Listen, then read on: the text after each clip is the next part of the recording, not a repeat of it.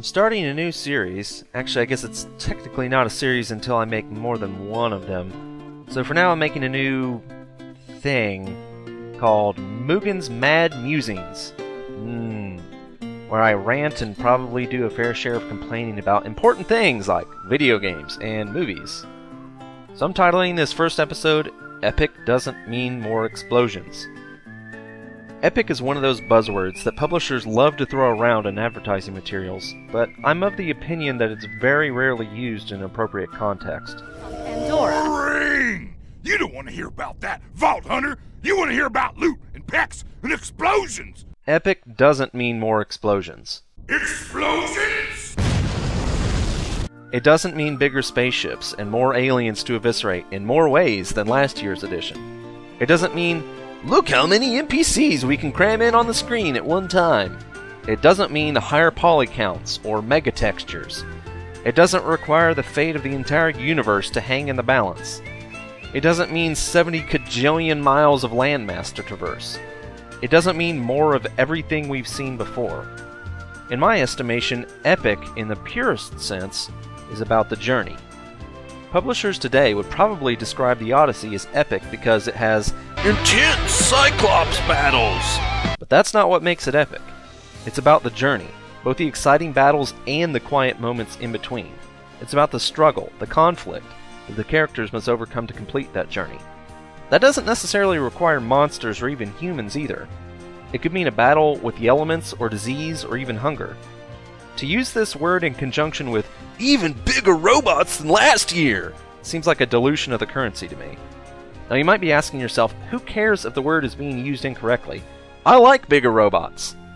Well, believe it or not, so do I. I love me some Earth Defense Force. The problem is that it shapes the expectations of players and alters and probably limits game design philosophy based on a fallacy. It's simply expected that the next thing around the corner has to be bigger than what came before it. That presents a couple of problems. One, where does it end? Assassin's Creed Unity's development team is over 1,000 people at this point, spanning 10 studios and multiple countries. This is a perfect example of the ramifications of Epic. This isn't to say that Unity will be a bad game, but when the bar is set so astronomically high, so will expectations. It's easy to see how they could paint themselves into the proverbial corner.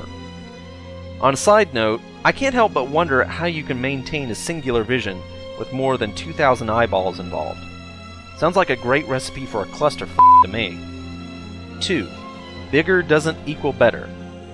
Far too often, amidst the shuffle of more lasers and massive set pieces, something is lost. The finer details, sometimes even fundamental concepts like the motivations of the protagonist, are swept under the rug. A rug made out of 70-foot tall space demons! Don't misunderstand, these elements aren't necessarily mutually exclusive. The presence of 70-foot tall space demons, much like the Odyssey's Cyclops, doesn't preclude a game from being epic. It just doesn't make it epic in and of itself. Let's look at one of my favorite games of all time, Suikoden 2. The story, on a basic level, is about a civil war. There are huge battles between armies, there are side tangents involving supernatural forces, monsters, and all that good stuff. But that's not what it's really all about.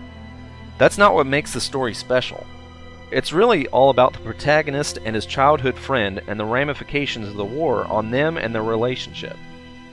It's about their journey through the world and the death of innocence forced upon them all too soon by a home at war with itself. Yes, there are monumental events taking place around them, but it's the intimate and personal journey of these two kids, both as literal traversal and as narrative arc, that makes the story truly epic. That's not the type of thing that you typically see as a bullet point on the back of a game box. It's much harder to quantify. It's not something you can illustrate with a screenshot. You, the player, have to experience and, thanks to the unique interactive nature of the medium, actually participate in that journey to fully appreciate it. And I guarantee the lasting impression that it will leave you with will have little, if anything, to do with slaying monsters. So what's the answer? Slow down. Game developers should focus less on hiring 18 billion people to make art assets and more on creating fiction and narrative and game worlds that are actually worth a damn. In the game development days of yore, technology was so limited that creators had no choice but to rely on storytelling ability and had to create a compelling world for the player to inhabit, despite what it actually looked like. Note, however, that by storytelling, I'm not necessarily referring to writing, and I'm certainly not referring to exposition. Eco and Shadow of the Colossus have much more compelling stories than myriad games that bludgeon you over the head with pages and pages of script. These days, though, technology has advanced to the point that limitations rest much more heavily on the creativity of the developers than on the hardware itself. In fact, technology has arguably become the crutch.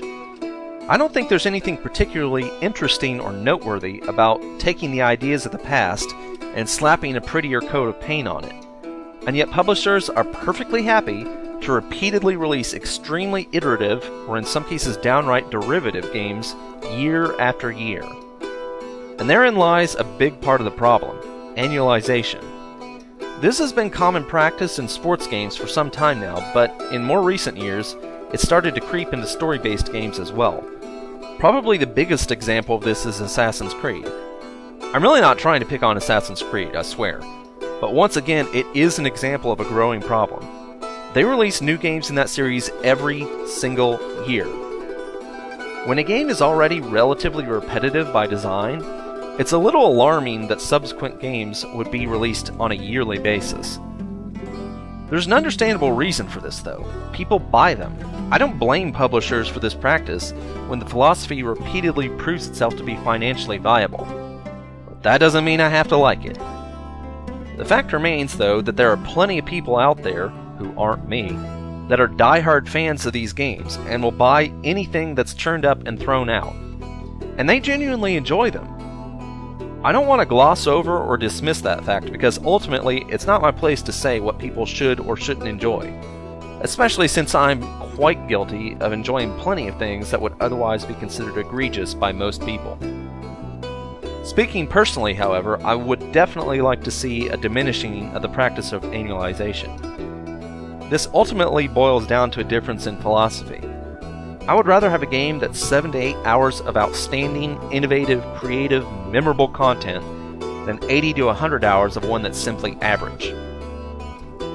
Again, it's about the journey. It should have an impact. It should leave an impression on you. It should keep you thinking about it long after you've hit the power button. It should be inspirational and tragic and awe-inspiring, not just more of the same.